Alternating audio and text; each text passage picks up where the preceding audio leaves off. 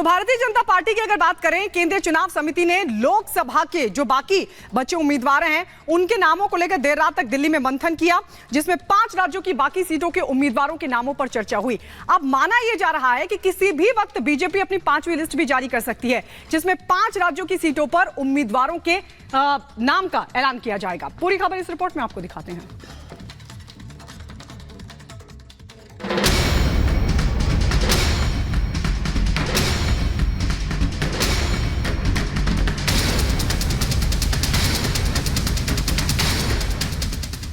लोकसभा चुनाव की रणभेरी बच चुकी है।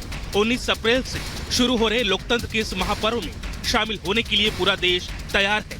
सभी राजनीतिक दलों की तैयारियां जोरों पर है। भारतीय जनता पार्टी ने भी अपनी तैयारियों को धार देना शुरू कर दिया है। चुनावी रैलियों और रोड शो के साथ साथ उम्मीदवारों के चयन पर भी लगातार मंथन जारी है। बीजेपी अब तक उम्मीदवारों की 4 लिस्ट जारी कर चुकी है। माना जा रहा है कि आज किसी भी वक्त पार्टी 5वीं लिस्ट जारी कर सकती है। दिल्ली बीजेपी मुख्यालय में केंद्रीय चुनाव समिति की बैठक में प्रत्याशियों के नामों पर मंथन हुआ। बैठक में प्रधानमंत्री नरेंद्र मोदी, पार्टी अध्यक्ष जेपी नड्डा, गृह मंत्री अमित शाह, रक्षा मंत्री राजनाथ सिंह, उत्तर प्रदेश के मुख्यमंत्री योगी आदित्यनाथ समेत समिति के कई सदस्य शामिल हुए।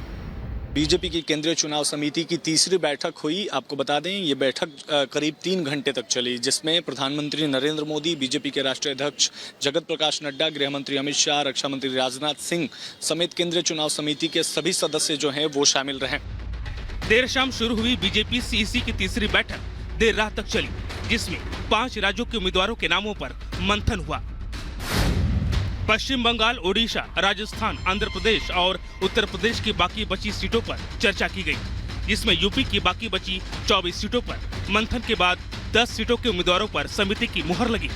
इसमें ज्यादातर नाम यूपी कोर ग्रुप की तरफ से सुझाए गए थे। करीब 5 ऐसे राज्य हैं जिनके लोकसभा सीटों पर जो है वो चर्चा हुई। जो बाकी सीटें हैं उन पर कहीं ना कहीं मंथन हुआ और मुहर लगी। इन राज्यों में मैं आपको बता दूं कि पश्चिम बंगाल, उत्तर प्रदेश, उड़ीसा, राजस्थान और आंध्र प्रदेश की बाकी बची हुई सीटों पर जो है आज के इस बैठक में चर्चा की गई। आपको बता दें कि उत्तर प्रदेश में सूत्रों के हवाले से जो खबर आ रही है कि 10 कैंडिडेट्स के नाम पर जो है वो मुहर लगी। केंद्रीय चुनाव समिति के सभी सदस्य जो हैं इन 10 नामों पर अपनी सहमति उन्होंने जारी की। और साथ साथ उड़ीसा की अगर बात की जाए तो उड़ीसा में भारतीय जनता पार्टी जो है वो सभी सीटों पर खुद अकेले चुनाव लड़ेगी। किसी भी तरीके का कोई गठबंधन जो है वो उड़ीसा में इस बार देखने को नहीं मिलेगा। बीजेपी यूपी की कुछ हाई प्रोफाइल सीटों पर जल्द प्रत्याशियों के नामों का ऐलान कर सकती है, जिसमें सुल्तानपुर से मेनका गांधी, पीलीभीत से वरुण गांधी और केसरगंज से ब्रिजभूषण शरण सिंह के नामों को लेकर चर्चा तेज है। खबर ये भी आ रही है कि पार्टी की 5वीं लिस्ट में कई बड़े बदलाव भी देखने को मिल सकते हैं, जहां कई मौजूदा सांसदों का टिकट कट सकता है और कई नए चेहरों को मौका मिलने का दावा किया जा रहा है। Bureau report, Republic Bharat. और अब बात करेंगे बिहार की सियासत की। आपको बता दें, पूर्णिया सीट को लेकर पेच फंस रहा है इंडी गठबंधन में। बिहार में लगातार सीट शेयरिंग को लेकर जो दरार है इंडी गठबंधन की वो सामने आ रही है। और बड़ी जानकारी आपको बता दें कि पूर्णिया सीट, जी हां, बिहार में इंडी गठबंधन में सीटों पर पेच। अब पूर्णिया सीट को लेकर विवाद बढ़ता हुआ दिख रहा है। बीमा भारती का पूर्णिया सीट पर दावा नजर आ रहा है। तो वहीं आपको यह भी बता दें कि पूर्णिया सीट पर पप्पू यादव भी अड़ गए हैं। इससे पहले कल हमने आपको दिखाया कि कैसे आरजेडी की तरफ से औरंगाबाद सीट से अपने उम्मीदवार के नाम का ऐलान कर दिया गया, लेकिन अब जो पेच है वो इंडी गठबंधन में पूर्णिया सीट को लेकर भी अड़ता हुआ दिखाई दे रहा है। जहां एक तरफ बीमा भारती पूर्णिया सीट पर अपना दावा ठोक रही है, तो वहीं ये बताया जा रहा है कि पूर्णिया सीट पर पप्पू यादव भी अड़ गए हैं।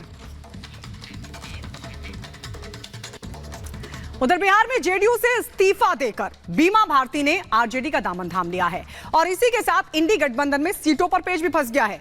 पूर्णिया सीट, जिसको लेकर बीमा भारती दावा कर रही हैं कि वो इस सीट से लड़ेंगी, तो वहीं पप्पू यादव भी इस सीट से ताल ठोक रहे हैं। क्या है ये पूरा मामला, इस रिपोर्ट में आपको दिखाते हैं।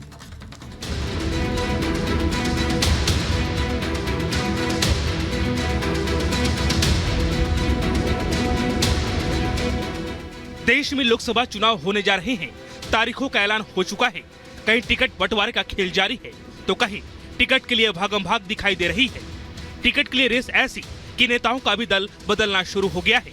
नीतीश कुमार की पार्टी जेडीयू की रुपोली विधायक और पूर्व मंत्री बीमा भारती ने प्राथमिक सदस्यता से इस्तीफा देकर आरजेडी का दामन थाम लिया है और इसी के साथ दावा किया जा रहा है कि वो पूर्णिया सीट से लोकसभा चुनाव लड़ सकती है। पूर्णिया से चुनाव लड़ेंगी आप?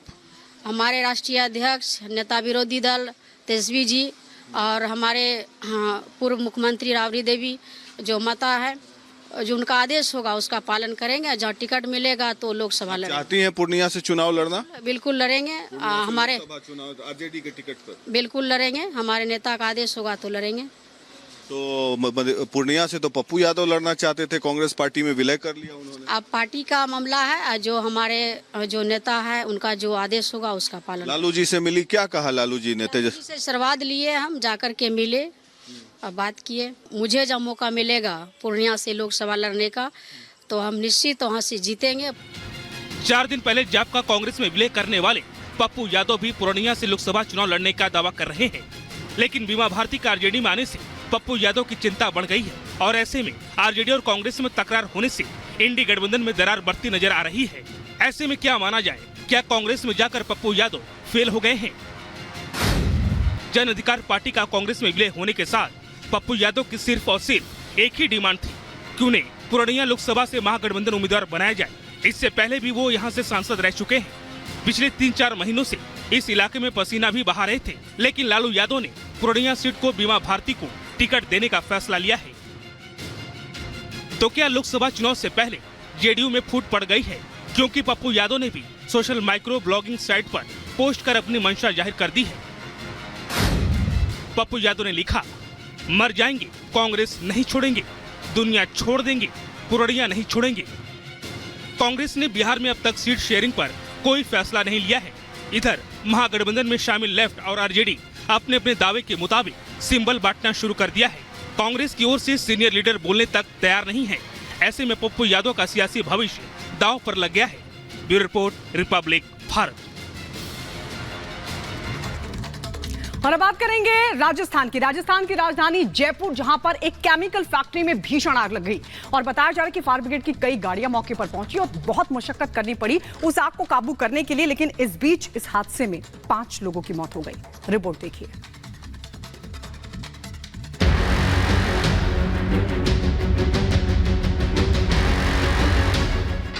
केमिकल फैक्ट्री में आग, 5 की मौत।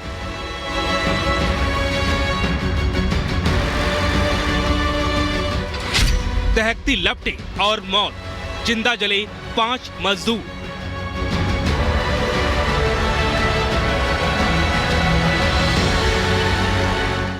ताक पर नियम कानून, गुनहगार कौन?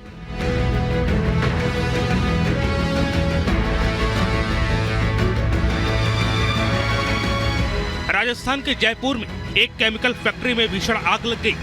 जयपुर के बस्सी इलाके के बेनाड़ा में एक केमिकल फैक्ट्री में भीषण आग लग गई।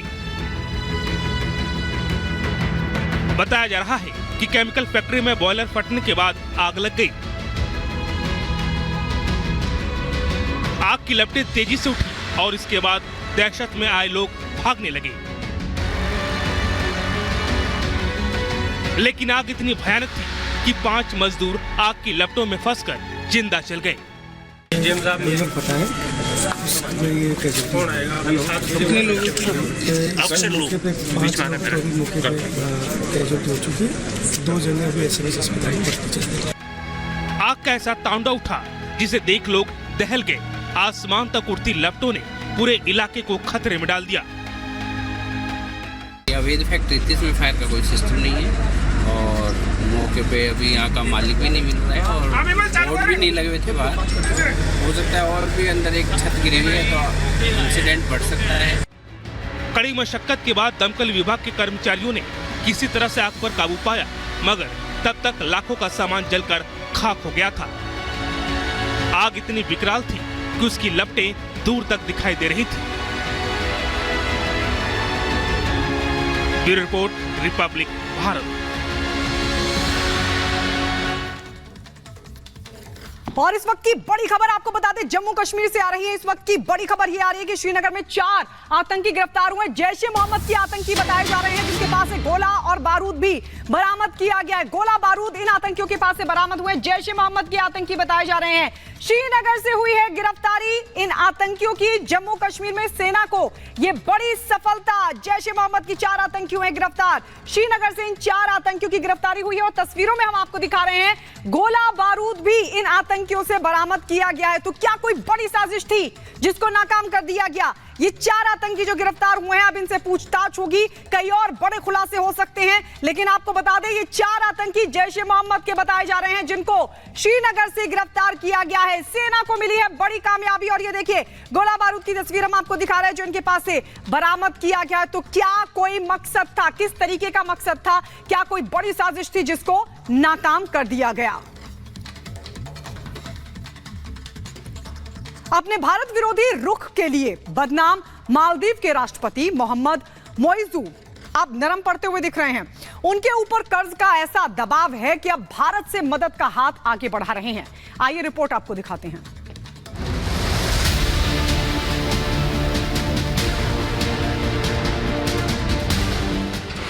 चीन से यारी मालदीव को भारी।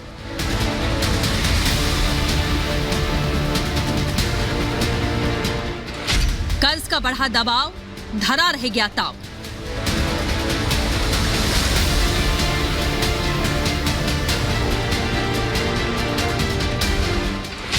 लौट के मोइजू भारत आए।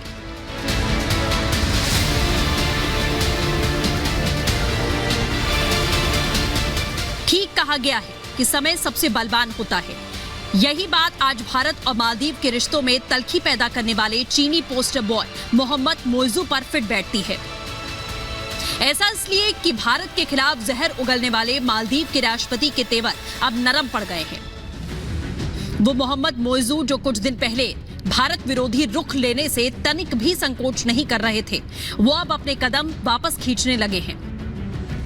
आलम यह है कि जिन्हें चंद रोज पहले